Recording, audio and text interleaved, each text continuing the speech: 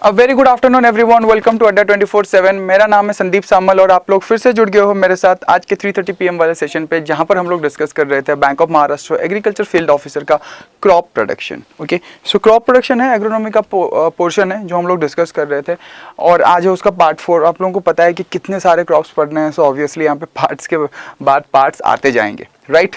सो आज पार्ट 4 है। आज हम लोग देखने वाले हैं मेज को कंप्लीट करेंगे आज। ओके, एंड सेशन स्टार्ट करने से पहले फटाफट जो है सेशन को शेयर कर दीजिए एंड अगर कंटेंट अच्छा लगे तो फिर लाइक ज़रूर कर दीजिएगा। प्लस आप लोगों से एक और रिक्वेस्ट है कि आप लोगों को आने वाले सेशंस में किस तरह का कंटेंट चाहिए, कौन कौन से एग्जाम के लिए आप प्रिपेयर कर रहे हो, काइंडली कमेंट कीजिए ताकि हमें भी पता चले हमारे जो व्यूअर्स हैं वो किस चीज़ पे फोकस कर रहे हैं। Okay guys, a very good afternoon Ankit, good afternoon Navya, welcome to the session. Okay, so come on guys, share the session. Okay, so तो आज हम लोग पढ़ेंगे crop production 4। Okay, I mean crop production part 4, right. And crop production part 4 में पढ़ेंगे क्या, it is क्या है, राइट, मेज। ठीक है, मेज पढ़ना है हम लोगों को आज। नमस्ते नमस्ते Komal, welcome to the session. Okay, so maize के कैरेक्टरिस्टिक्स देख लिए थे, टैक्सोनॉमी देख लिए थे एंड मेज के क्लासिफिकेशंस देख लिए थे, मतलब टाइप्स ऑफ मेज भी हम लोग देख लिए थे। आज हम लोग देखें आज हम लोग यहाँ पे स्टार्ट करने वाले हैं किस चीज़ से, वेराइटीज से। ठीक है, आइए स्टार्ट करते हैं वेराइटीज से। Okay, so just a minute. So varieties की बात करूं तो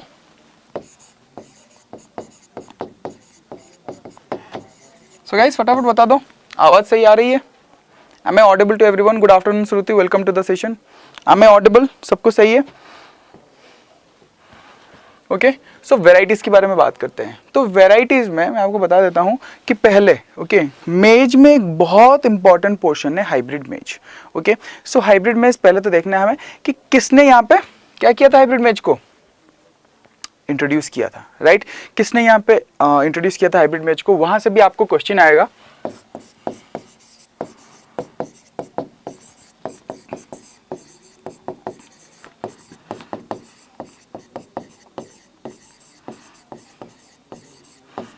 हाइब्रिड मेज इंट्रोड्यूस्ड बाय, कौन किए थे?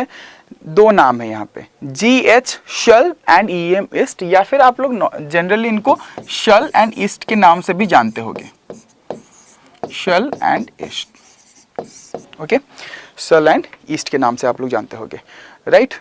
Very good afternoon Shubh, welcome to the session. Okay, so and the technique both of this people use, ठीक है, both of this guy. Okay, what they use, technique क्या है, कौन सा टेक्निक है गाइस?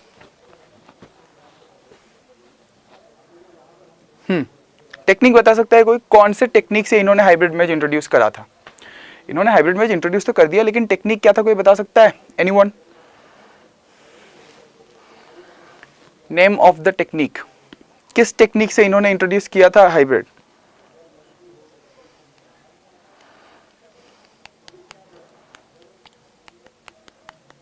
No one? टेक्निक का नाम नहीं पता है? जो टेक्निक था that is single cross technique.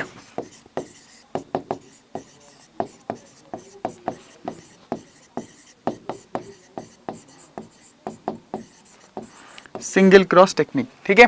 कौन सा टेक्निक था? The technique is single cross technique. गलत गलत गलत, डबल क्रॉस टेक्निक कोई दूसरे ही साइंटिस्ट थे जिन्होंने डबल क्रॉस टेक्निक को इंट्रोड्यूस किया था। यहाँ पे double cross technique was introduced by DF Jones, ठीक है।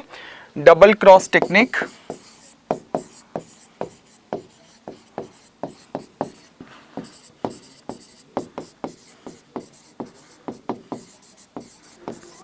बाय DF जोन्स, और जनरली इसी टेक्निक को यूज किया जाता है फॉर क्या चीज, हाइब्रिडाइजेशन के लिए। आज के टाइम पे हाइब्रिडाइजेशन के लिए इसी टेक्निक को यहाँ पे यूज किया जाता है। Okay, good afternoon Yash, welcome to the session. Okay, then अगर मैं बात करूँगी इंडिया में कौन कौन से हाइब्रिड्स यहाँ पे प्रोड्यूस किए गए थे, ठीक है। इंडिया में 4 डबल क्रॉस हाइब्रिड जो है इंट्रोड्यूस किए गए थे। एक बहुत ही फेमस नाम है, आई थिंक आप लोगों ने सुना भी होगा, गंगा 1 एंड गंगा 101, ठीक है। Ganga 1 and Ganga 101 are 2 of the double cross hybrids that were released for the first time in India. Okay, apart from Ganga 1 and Ganga 101, what we have here is Deccan and Ranjit. Okay,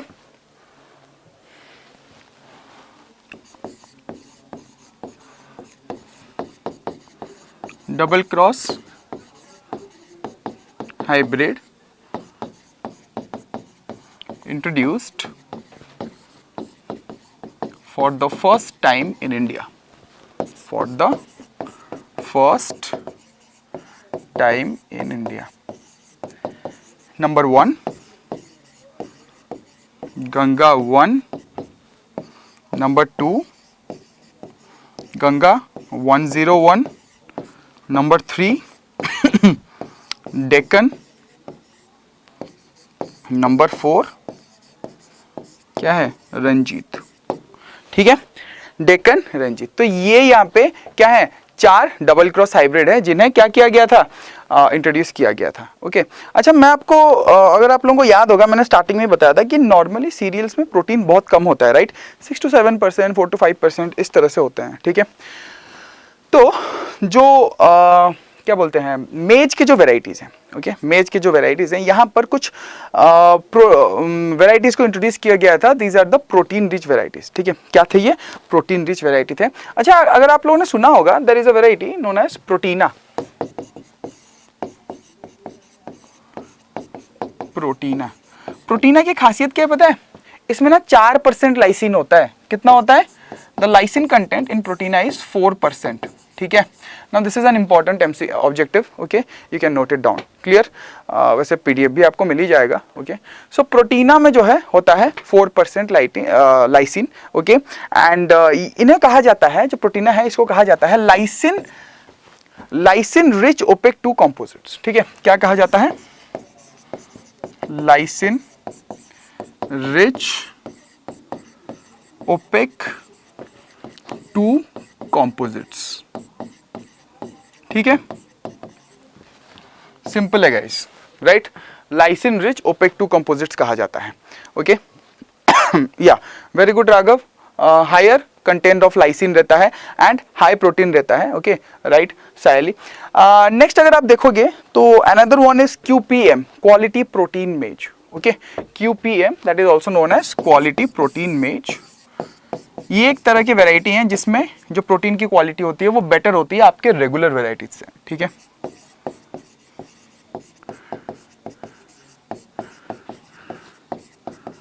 quality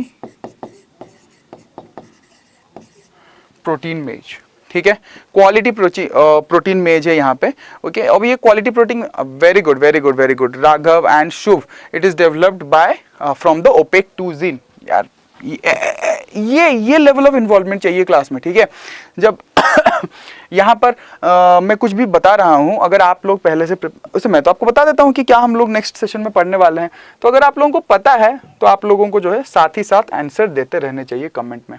okay, इसमें क्या होगा कि आपका involvement better होगा, तो आप ही का revision हो रहा है यहाँ पे. ठीक है, बस बेटर रहोगे यार, थोड़ा आंसर दो, थोड़े कमेंट्स करो, तभी क्लास में मजा आएगा. Isn't it.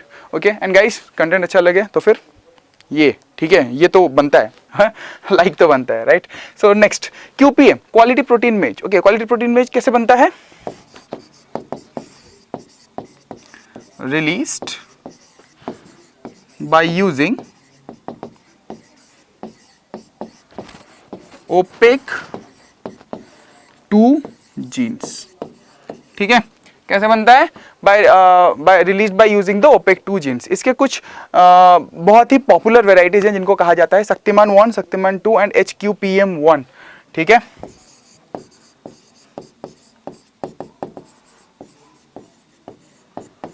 Shaktimaan 1, Shaktimaan 2 and HQPM 1. ठीक है, ध्यान दीजिएगा. Okay, these are the varieties. Now ये तो हो गए हमारे कंपोजिट्स के बारे में. ओके, नेक्स्ट अगर हम लोग देखेंगे तो हमें जो नेक्स्ट चीज चाहिए दैट इज द सॉइल. ठीक है, किस तरह का सॉइल आपको चाहिए. ओके किस तरह का आपको सॉइल चाहिए? जो सॉइल चाहिए that is loamy soil. Okay most of the agricultural crops के लिए जो बेस्ट सॉइल है दैट इज लोमी सॉइल। मैं आपको ये बात पहले भी बता चुका हूं, तो इस चीज का ध्यान रखिएगा।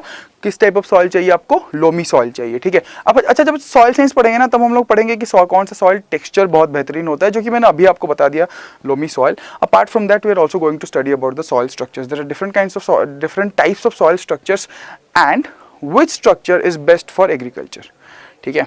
अगर आपको इसका आंसर पता है तो फिर कमेंट्स में इसका आंसर दो कि कौन सा सॉइल स्ट्रक्चर एग्रीकल्चर के लिए बेहतरीन होता है।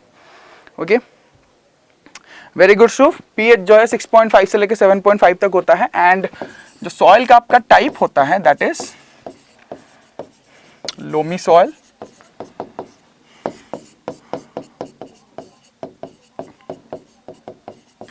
पीएच होता है 6.5 से लेके 7.5। ओके तो ये यहाँ पे सिंपल है। नेक्स्ट आपका आता है क्लाइमेटिक रिक्वायरमेंट, या फिर किस तरह का क्लाइमेट चाहिए, ठीक है। मेज is generally a kharif season crop. Okay generally cultivated in the kharif season, ठीक है। क्या होता है यहाँ पे generally? Very good guys. Okay crumby structure is the best. Okay sir आप स्टूडियो में आ गए? ये शंकर मैं तो स्टूडियो में आ गया, बहुत दिन से आप क्लास में नहीं दिखे हो, क्या बात है। बहुत सारे वैरायटी है अंकित, ठीक है, बहुत सारे वैरायटी हैं। ओके मैंने तो यहाँ पे 2-3 लिखा है, ठीक है। आप अगर अभी सारे के सारे वैरायटी पढ़ना चालू करोगे तो यहाँ पे बहुत सारे वैरायटीज हैं, ठीक है। अगर मैं सारे के सारे वैरायटीज यहाँ पे लिखने लगा तो फिर मतलब क्लास का आधा टाइम तो वैरायटीज लिखने में ही चला जाएगा, राइट। सो मैं यहाँ पे मेन वैरायटीज लिख रहा हूँ, बाकी इसके अलावा आपके पास और भी बहुत सारे वैरायटीज हैं, right. Next but we can grow maize in summer season. देखो आज के टाइम पे हम एक ऐसे फेज में हैं, एक ऐसे जनरेशन में हैं where you can grow most of the crops, not all the crops, most of the crops in all the 3 seasons, ठीक है। पल्सेस का एग्जांपल ले लो यार। ओके सो पैडी का एग्जांपल ले लो यार। पैडी तीनों सीजन में लोग ग्रो करते हैं, but paddy is a kharif season. Paddy को क्या चाहिए? पैडी को बहुत सारा पानी चाहिए। ओके अच्छा एक चीज और देखो, पैडी को बहुत सारा पानी चाहिए, लेकिन आज के टाइम पे ऐसे भी वैरायटीज हैं जहां पे आप पैडी को ड्राई सॉइल में भी सो कर सकते हो, राइट। मतलब लाइन सोइंग कर सकते हो बिना ट्रांसप्लांटिंग के। तो आपका जो पानी का रिक्वायरमेंट है, जो आपका वाटर का रिक्वायरमेंट है, that is decreased, right. Crumby structure बता दीजिए। शुभ मैं बताऊंगा स्ट्रक्चर के टाइम पे, स्ट्रक्चर बताऊंगा, अभी बताऊंगा, फिर से बताऊंगा, तो यार ना इतना टाइम तो है ही नहीं, आप देख ही रहे हो, right. Next sir SBI PO कब तक आएगा? यार एसबीआई पीओ कब आएगा ये तो आपको आपके रेस्पेक्टिव फैकल्टी से पूछना चाहिए। मुझे पूछोगे तो मुझे क्या ही आइडिया है, बताओ यार बताओ। जितने मुझे तो लगता है कि आपको मुझसे ज़्यादा आइडिया होगा पीओ के बारे में। ओके चलो एग्रीकल्चर के बारे में कुछ पूछना है? You are welcome, any kind of question, ठीक है। किसी भी तरह का आपका डाउट हो, ओके मैं कोशिश करूँगा कि आप लोगों का डाउट क्लियर करूँ। ओके नेक्स्ट सो इसको यूजुअली खरीफ सीजन में ग्रो किया जाता है, ओके लेकिन जो आपका ऑब्जेक्टिव पॉइंट ऑफ व्यू से यहाँ पे इंपॉर्टेंट है, ओके दैट इज द रबी मेज।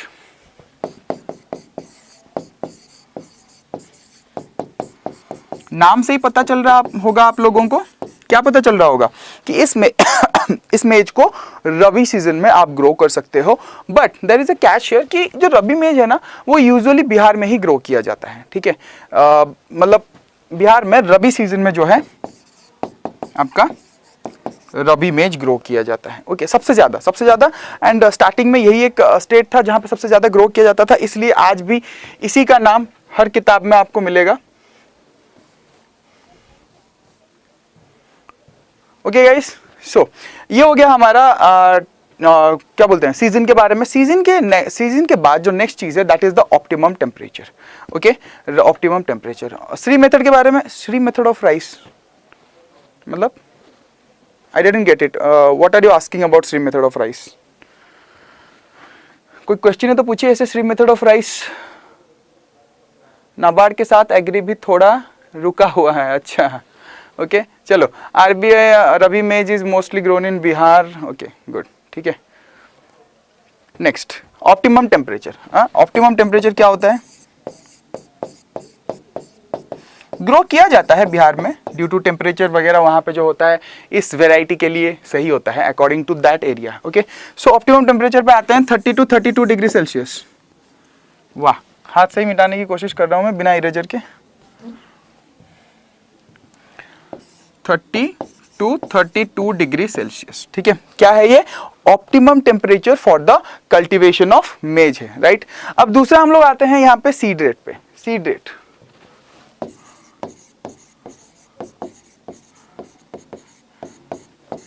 ओके, सीड रेट की अगर मैं बात करूं देन द नॉर्मल वेराइटी, जो आपके नॉर्मल वेराइटीज होते हैं उसका सीड रेट कितना होता है यहाँ पे? 15 से लेके 20 kg पर हेक्टेयर होता है। ओके,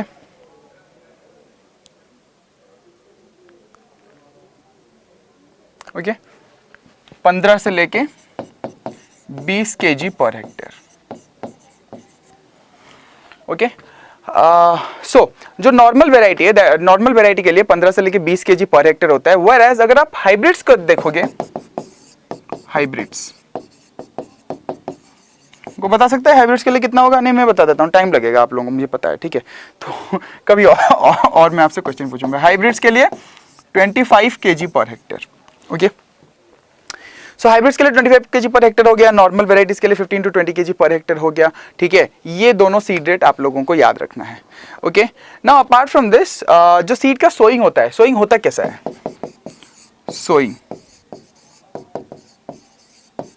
सोइंग या तो ड्रिलिंग किया जाता है या फिर डिबलिंग किया जाता है। इसका मतलब ब्रॉडकास्टिंग तो नहीं किया जाता है। आप लोगों को इतना समझ में आ गया होगा, लाइन सोइंग की जाती है। क्या किया जाता है? लाइन सोइंग किया जाता है यहाँ पे। ओके, ड्रिलिंग और डिबलिंग किया जाता है and it is line sowing. Now ये तो हो गया आपका सीड रेट हो गया, देन आपका सोइंग के बारे में हो गया। अपार्ट फ्रॉम दिस और क्या जानना है यहाँ पे आपको? फॉर एग्जाम्पल आपका स्पेसिंग है, ठीक है। स्पेसिंग कितना रखा जाता है क्रॉप में?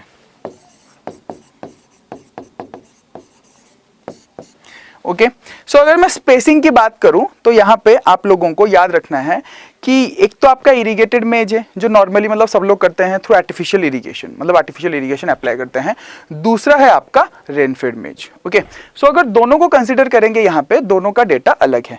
Okay, now first let's talk about the irrigated और नॉर्मल मेज। ओके, अगर आप इरिगेटेड और नॉर्मल मेज की बात करते हो then the spacing is 60 by 20 centimetre, ठीक है ना। What is 60 by 20 centimetre? It is the R/P, मतलब रो टू रो डिस्टेंस जो है वो यहाँ पे 60 सेंटीमीटर होगा and the plant to plan distance is 20 centimetre, ठीक है।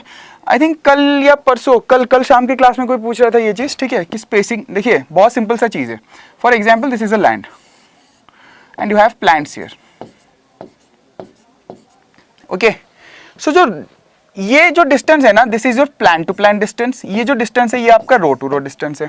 ओके, तो जब भी आप स्पेसिंग लिखते हो इट इज ऑलवेज R/P, मतलब पहले रो लिखोगे बाद में प्लान टू प्लान डिस्टेंस लिखोगे। कभी भी ऐसा नहीं होता है कि प्लान टू प्लान डिस्टेंस आप पहले लिखोगे and row to row distance आप बाद में लिखोगे, ठीक है। हमेशा रो टू रो डिस्टेंस पहले होता है and plant to plan distance बाद में होता है, ठीक है। इस चीज का ध्यान रखिएगा। ओके, सो नॉर्मली जो हमारा क्या बताया था मैं, राइट। सो नॉर्मल या इरिगेटेड मेज, ओके, जो नॉर्मल या इरिगेटेड मेज होता है उसके लिए कितना होगा यहाँ पे? 60 by 20 सेंटीमीटर। अब 60 क्या है? रो टू रो है। ऑब्वियस सी बात है कि आपका जो प्लान टू प्लान डिस्टेंस होगा वो कम होगा, लेकिन रो टू रो डिस्टेंस ज्यादा क्यों होगा? क्योंकि आपका जो लीव्स है एंड आपका जो वेजिटेटिव ग्रोथ है वो यहाँ पे ज्यादा है, ठीक है। नॉर्मल और इरिगेटेड मेज, ठीक है। नॉर्मल या इरिगेटेड मेज, ओके। मतलब नॉर्मल मेज मतलब क्या है? जो आप इरिगेशन देके ही करते हो, राइट, कल्टीवेट करते हो। 60, थोड़ा नीचे लिखते हैं, वेट।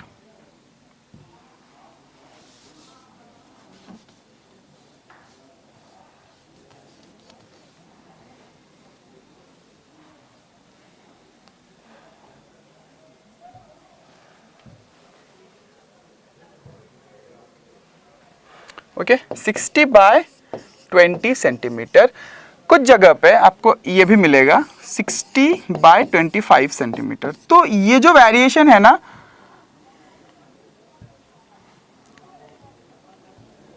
ये जो वेरिएशन है ना, it is dependent upon the क्या चीज? किस चीज पे वेरिएशन डिपेंड करता है?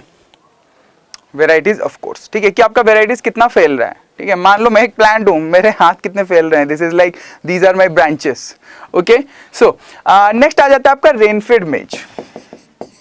रेनफेड मेज का मतलब, अच्छा रेनफेड का मतलब क्या है? रेनफेड का मतलब ये है कि आप किसी भी तरह का आर्टिफिशियल इरिगेशन अप्लाई नहीं कर रहे हो, ठीक है। आप किसी भी तरह का आर्टिफिशियल इरिगेशन अप्लाई नहीं कर रहे हो, जो कंप्लीटली रेनफॉल है ना, आप उसी पे डिपेंड कर रहे हो फॉर द क्रॉप, ठीक है। तो रेनफेड मेज की अगर मैं बात करूं तो यहां पे 45 बाय 20 सेंटीमीटर, क्या है 45 बाय 20 सेंटीमीटर है, किसके लिए? रेनफेड मेज के लिए, ओके। अब आ जाते हैं हम लोग क्रिटिकल स्टेज ऑफ इरिगेशन पे।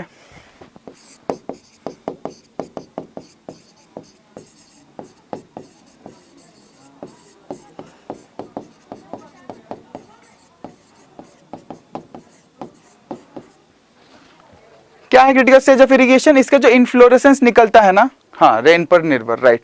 तो इसका जो इन्फ्लोरेसेंस निकलता है ना, एक सेकेंड राघव, आपने पूछा ओके कि what is the major insect of this crop. Shubh, आप क्या बोल रहे हो? Downy mildew. डाउनी मिल्ड्यू कोई इंसेक्ट है? मैं इंसेक्ट, और आप लोग टेंशन ना लो, मैं पेस्ट वेस्ट के बारे में बाद में बताऊंगा, ठीक है। अभी प्रोडक्शन पढ़ लो, लेकिन बस ये पूछता हूं कि डाउनी मिल्ड्यू एक इंसेक्ट है? शुभ, शुभ ये करके आओगे यार तुम एग्जाम में, ठीक है। ये क्यों नहीं आ रहा?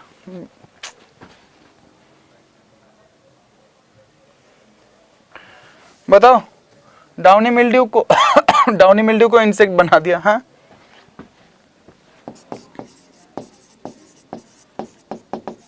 टैसलिंग एंड सिल्किंग। तो मेज के जो इन्फ्लोरेसेंस होते हैं ना, male inflorescence and female inflorescence, male inflorescence is known as tassel and female inflorescence is known as silk, ठीक है।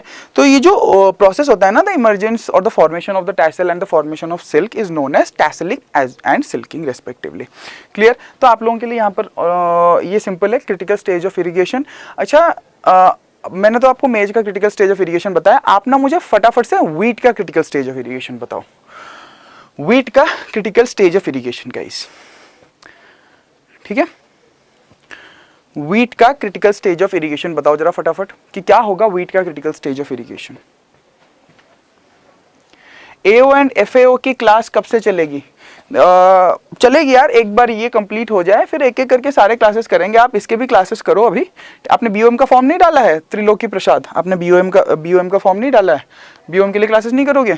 बीओएम छोड़ दिया यार? बीओएम छोड़ दिए तो फिर कैसे चलेगा? देखो बीओएम ने 100 सीट दिए हैं यहाँ पे, ठीक है। 100 वैकेंसीज मतलब एएफओ से 100 वैकेंसी, आईबीपीएस एएफओ से 100 वैकेंसीज यहीं पे कम हो गए, ठीक है। CRI, very good guys, okay. Crown root initiation, या फिर जिसको हम कहते हैं व्हाइट रूट, या फिर हम जिसको कहते हैं क्लोनल रूट्स, ठीक है। ये एक तरह का एडवेंटिशियस रूट है जो प्लांट के स्टार्टिंग फेज में इसको क्या देता है? सपोर्ट देता है, okay. So what is CRI और व्हाइट रूट और clonal root? It is an adventitious root which gives support to the plant in its initial stage, okay. Simple guys, okay. देखो हर चीज को मैं आपको बताता हूं कि रिलेट कर करके पढ़ो तो बहुत ही इजी हो जाएगा, लेकिन अगर आप सबको एकदम से अलग अलग करके पढ़ोगे तो थोड़ा सा जो है आप लोगों के लिए मुश्किल हो जाएगा, okay. So let's talk about this, okay. So critical stage of irrigation, critical stage of irrigation के बाद ये हो गया आपका production aspect, okay. Critical stage of, हाँ हो गया तो मेज के बारे में। एंड अच्छा एक चीज और बता देता हूँ,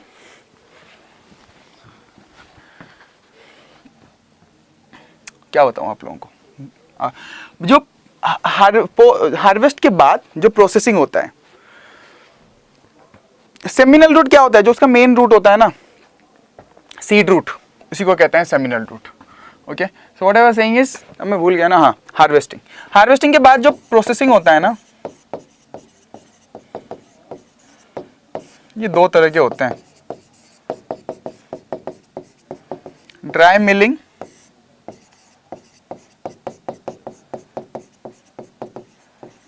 एंड वेट मिलिंग, ठीक है। क्या होता है यहाँ पे? Dry milling and wet milling, okay. So dry milling normally आपके आटे के लिए यूज किया जाता है। गलत हो गया स्पेलिंग तो,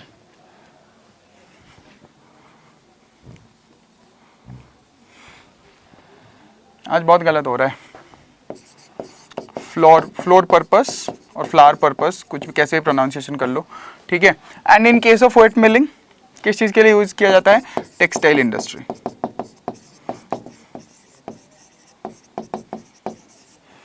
ठीक है guys, we have two kinds of milling here, one is your dry milling and other one is your wet milling. अच्छा, आपने फॉर्म नहीं भरा है, कोई बात नहीं, त्रिलोकी प्रसाद, बहुत जल्द हम आप लोगों के लिए एएफओ की भी बैच, यूट्यूब सेशन सब कुछ लेके आ रहे हैं। ठीक है यार, हरियाणा पीएससी का भर दो आप लोग। ठीक है, अब मैं बैंकर्स अड्डा पे हूँ, लेकिन नॉर्मली आपको एग्रीकल्चर के बारे में बताना मेरा काम है। ठीक है, हरियाणा पीएससी के लिए भर लो, बेहतरीन जॉब है। ठीक है, एडीओ है, बहुत ज़्यादा नहीं पढ़ना पड़ेगा। ओके, मतलब एएफओ से तो भाई साहब मेरे हिसाब से एएफओ से तो कम ही पढ़ना पड़ेगा। ओके, तो अगर वो नहीं भरा है ना आप लोग, तो फिर हरियाणा पीएससी के लिए भर दीजिए। ओके, बहुत ही बढ़िया जॉब है, एडीओ एंड एसडीएओ। ठीक है, एडीओ एग्रीकल्चर डेवलपमेंट ऑफिसर, जिसके लिए आपका बीएससी एग्रीकल्चर चाहिए, ऑनर्स होना चाहिए। ऑनर्स मतलब अगर ऑनर्स नहीं भी लिखा है ना और आपने स्टेट एग्रीकल्चर यूनिवर्सिटी से किया है तो वो ऑनर्स डिग्री है। ठीक है, दूसरा है आपका एसडीएओ, जिसमें एमएससी एग्रीकल्चर मांगता है, लेकिन आपका यहाँ पे हिंदी या संस्कृत होना चाहिए 10th तक। ठीक है, सो प्रोसेसिंग के ये दो तरीके हैं। ओके, ध्यान रखिएगा इसका। ओके, एंड और अच्छा, पेलाग्रा के बारे में किसी को पता है? पेलाग्रा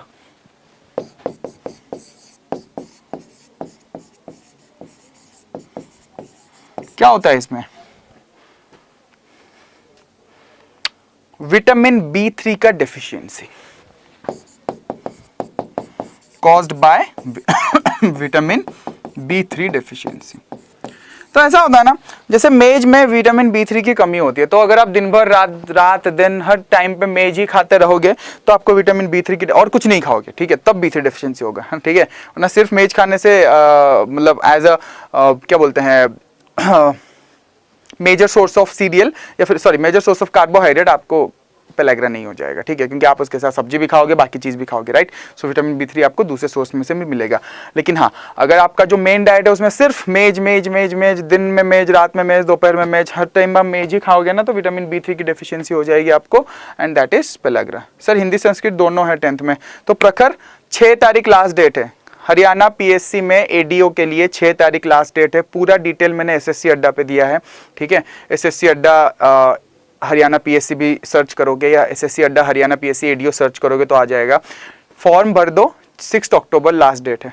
ठीक है यार, हरियाणा कितनी दूर है? ओके, मेन बात है कि यार जॉब जो है काफ़ी बेहतरीन है। अच्छा, मैं आप लोगों को एक छोटा सा बात कहना चाहता हूँ। मैंने बहुत देखा है, इवन अभी ना मेरे कुछ पुराने स्टूडेंट्स जो कि ऑफलाइन में पढ़ते थे, उनका कॉल आया था कि सर इस स्टेट, यही हरियाणा को लेके, कि सर यहाँ पे निकला है, क्या हम भरें? क्या हम, यार आप लोगों को दूसरे स्टेट में जाने में से दिक्कत क्या है? यार देखो, लाइफ एंड कैरियर वहीं पर है जहाँ पर आपको एक अच्छा अपॉर्चुनिटी मिले। ओके, सो अगर आपको एक अच्छा अपॉर्चुनिटी मिल रहा है एडीओ एसडीओ का, तो फिर दिक्कत क्या है यार? एसएससी लेवल की एचपीएससी लेवल की जॉब है, ठीक है, हरियाणा गवर्नमेंट का है, और ऐसा तो है नहीं कि आपको कोई दिक्कत होने वाला है। कहीं भी आप जाओगे आपको सिमिलर एरिया में ही जॉब करना पड़ेगा, राइट, एक्सेप्ट दिल्ली। ओके, सो भर सकते हो यार इसमें। ओके, पढ़ना क्या है? एग्रो, मोस्टली आपको एग्रो, मतलब मेरे हिसाब से तो एग्रोनॉमी, सॉइल साइंस बहुत अच्छे से पढ़ना है, क्योंकि ये दोनों जो है आपके लिए मेजर टॉपिक है। हरियाणा किसी भी तरह के एडीओ के एग्जाम आता है तो एग्रोनॉमी और सॉइल साइंस जो है यूजुअली पूछता है। ठीक है, और थोड़े बहुत क्वेश्चन इधर उधर जीए के होंगे, वो आप मैनेज कर लोगे। ठीक है, इसलिए फॉर्म भर दो। मेरी तो आप लोगों को यही क्या सजेशन रहेगा, एडवाइस रहेगा कि फॉर्म भर दीजिए। पढ़ तो आप वही चीज़ रहे हो, थोड़ा सा और ज़्यादा डेप्थ में पढ़ना है एग्रोनॉमी और सॉइल साइंस को।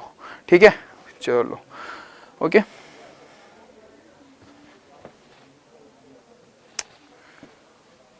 बगल में यूके के सर इंटरव्यू भी होगा यार, हाँ इंटरव्यू, एग्जाम और इंटरव्यू शायद। ठीक है, अब मुझे भी अच्छे से ध्यान नहीं है। ओके, आई थिंक मेंशन नहीं है कुछ भी। ओके, कुछ भी मेंशन नहीं है। हाँ मेंशन है ना, इंटरव्यू होगा। ओके, एचपीएससी में इंटरव्यू कहाँ नहीं होता है यार, इंटरव्यू होगा। ठीक है, चलो हम लोग चलते हैं नेक्स्ट क्रॉप में। ओके, हम लोग चलते हैं यहाँ पे नेक्स्ट क्रॉप में। मेज के बाद कौन सा क्रॉप है? कौन सा क्रॉप पढ़ोगे मेज के बाद? Just a minute guys.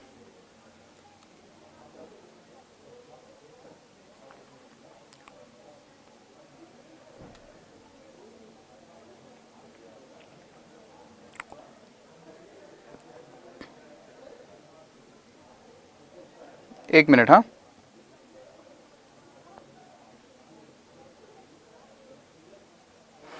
चलिए, शुगर केन स्टार्ट करें। Okay, very good afternoon Vinod, welcome to the session. Sir we are from Karnataka, can you fill the form? Why not Navya?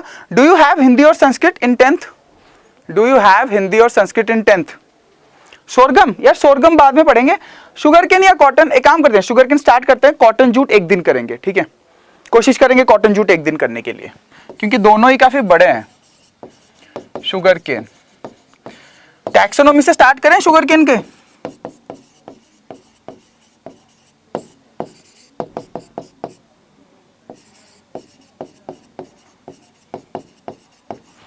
Saccharum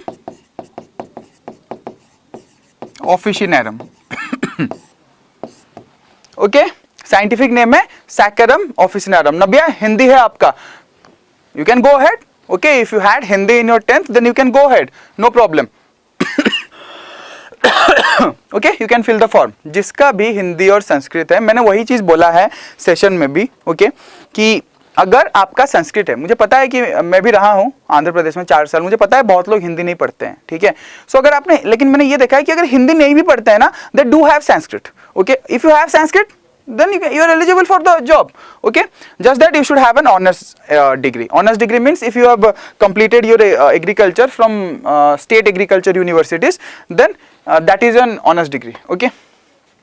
चलो next, okay, wheat हो गया है Vinod, wheat is complete, okay. चलो next चलते हैं, let's talk about sugar cane. sugar cane में जो आपका scientific name है that is Saccharum officinarum and the family is Poaceae और ग्रामीणे, बस यहाँ पे कोई कैरियोप्सिस नहीं है, ठीक है। यहाँ पे क्या है, यहाँ पे the economic part is the stem या फिर द स्टॉक। स्टॉक में से आपको क्या मिलता है, सुक्रोज, जो जूस मिलता है उसमें सुक्रोज कंटेंट यहाँ पे ज्यादा है। Do we have to take extra language test? No, I don't think so, okay, there is no language test here, okay. You should just be, for example, if you are going to do your job, go for a job in Haryana, you should have a basic knowledge about Hindi, right, so that you can communicate, because agriculture is all about communicating with farmers, okay. So if you have just a basic knowledge of Hindi and you had Hindi in your 10th, then you can go for the job, okay. Open university वाले भी भर सकते हैं क्या sir? यार अगर आपका honours है तो आप भर सकते हो, ठीक है। जहां तक मुझे पता है स्टेट एग्रीकल्चर यूनिवर्सिटी आपको ऑनर्स की डिग्री देते हैं और एलपीयू इंडिया में आपको ऑनर्स की डिग्री देता है इन द प्राइवेट यूनिवर्सिटीज, जहां तक मुझे पता है, ठीक है। अगर आपके सर्टिफिकेट में ऑनर्स लिखा है या फिर आप अपने रजिस्ट्रार से जाके पूछ सकते हो, आपके जो कॉलेज के अथॉरिटी होंगे, जो रजिस्ट्रार होंगे, उनको जाके पूछो कि क्या सर हमारी डिग्री ऑनर्स है। अगर वो बोलते हैं कि हाँ ऑनर्स है, then go for it, okay. Then chromosome number की बात करते हैं। टाइम है ना अपने पास? क्या टाइम हो गया? अरे टाइम हो गया, ठीक है, चलो ठीक है। सो देख लेते हैं, थोड़ा बहुत देख लेते हैं, कल इसको कंटिन्यू करेंगे। ऑरिजिन न्यू गिनिया, ठीक है ना, न्यू गिनिया बोल लो, न्यू गिनिया बोल लो, यहां पे सही करना बस एग्जाम में। इसका जो ओरिजिन होता है वो होता है न्यू गिनिया और न्यू गिनिया, ठीक है। प्रोडक्शन की बात कर लेते हैं हम लोग।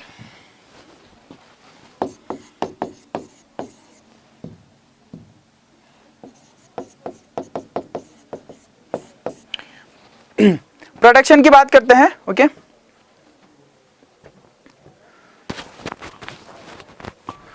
अच्छा, मुझे नहीं पता है और कौन देता है, लेकिन अगर आपका है, आपके पास ऑनर्स डिग्री, तो आप भर सकते हो, कोई दिक्कत नहीं है। वर्ल्ड में first in area, first in area कहां पे, कौन सा है? ब्राजील, ठीक है। फर्स्ट इन एरिया कौन सा है? Brazil. First in production,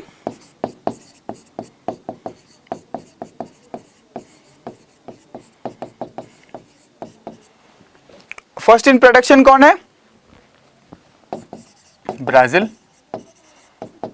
Brazil भाई साहब हमारे, जहां देखो वहां पर छक्के चौके मारे पड़े हैं, राइट। सो नेक्स्ट, इंडिया में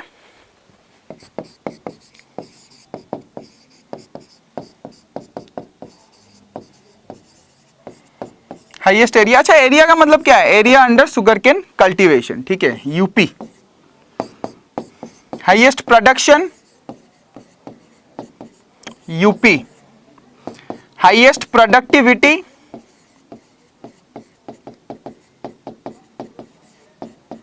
तमिलनाडु, ठीक है गाइस। एरिया के मामले में यूपी, हाईएस्ट प्रोडक्शन के मामले में यूपी एंड प्रोडक्टिविटी के मामले में तमिलनाडु, ओके। सर बीओबी का मॉक कब होगा? मेरी क्लास मिस हो जाती है तो मैं ऑफलाइन ही करता हूँ, अच्छा, तो मैं ऑफलाइन के बारे में बताता हूँ ना आप लोगों को। ऑफलाइन में मॉक आपका नेक्स्ट वीक होगा, ठीक है। नेक्स्ट ये हो गए आपके एरिया वाइज जो प्रोडक्शन है या फिर जो प्रोडक्टिविटी है वो हो गए। Then apart from this what we have is, आज देख लेते हैं हम लोग इंपॉर्टेंट कैरेक्टरिस्टिक्स।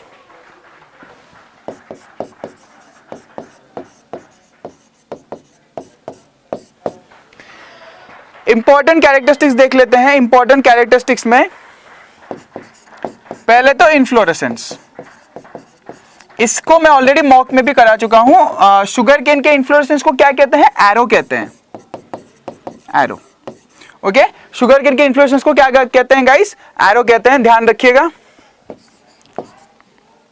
Number 2, okay, एरोविंग। एरोविंग किसे कहते हैं?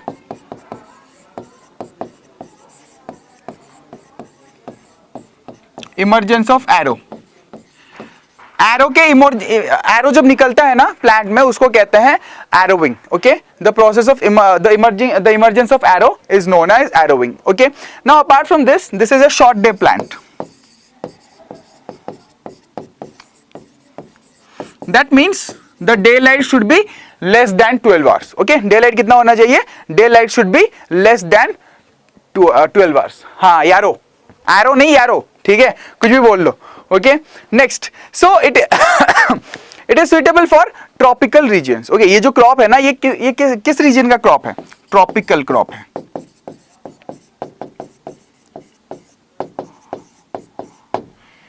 Okay, tropical crop, right. इसके बाद जो आपको इसके इंपॉर्टेंट कैरेक्टरिस्टिक्स है, इंपॉर्टेंट कैरेक्टरिस्टिक्स में नहीं कहूंगा, रादर आई विल से कि जो सैकरम वर्ड है, ठीक है, जो सैकरम वर्ड है वो किस वर्ड से डिराइव्ड है? Saccharum word is derived from a Sanskrit word that means सरकरा। ठीक है, क्या है यहां पे? जो सैकरम वर्ड है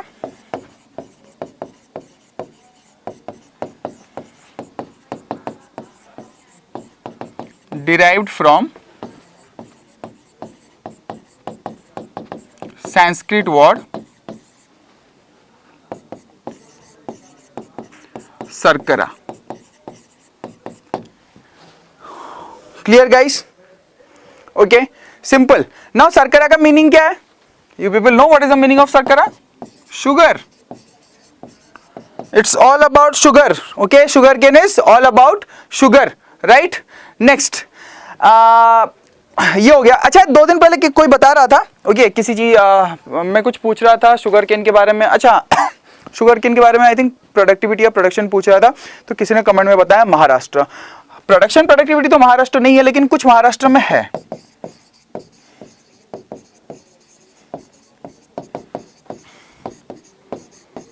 largest number of sugar factories,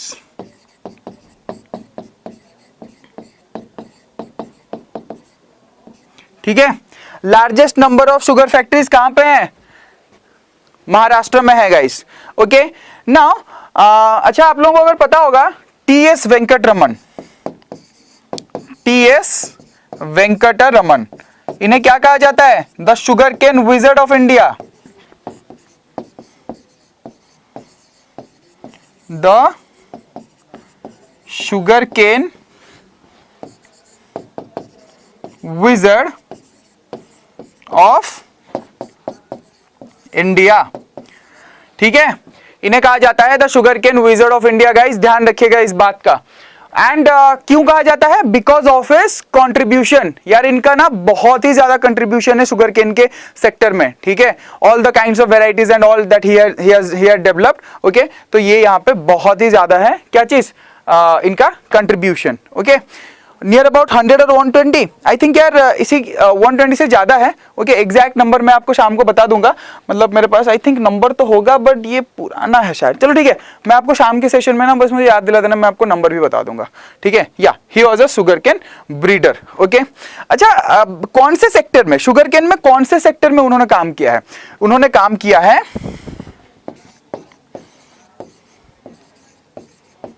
sugar cane hybridisation, ठीक है। शुगर केन हाइब्रिडाइजेशन के सेक्टर में इन्होंने काम किया है, जो कि बहुत ही इंपॉर्टेंट है और काफी कंसिडरेबल वर्क। ओके, काफी ज्यादा जो है काम इन्होंने किया है। ओके, सो गाइस टाइम हो गया है, सो करेंगे हम लोग नेक्स्ट सेशन कल। ओके, कंटिन्यू करेंगे sugar cane. Okay, so and बाकी आपको पता ही है बैंक ऑफ महाराष्ट्र के बारे में। ओके, मैं आपको बता देता हूँ फटाफट। सो बैंक ऑफ महाराष्ट्र में जो आपका बैच है वो हो गया है कब से लाइव, 23 सितंबर से। आप लोग क्या कर सकते हो, फटाफट जा सकते हो and you can use the code Y29 for maximum discount. ठीक है, तो मिलेंगे हम लोग नेक्स्ट सेशन में। Till then good bye, take care and stay safe.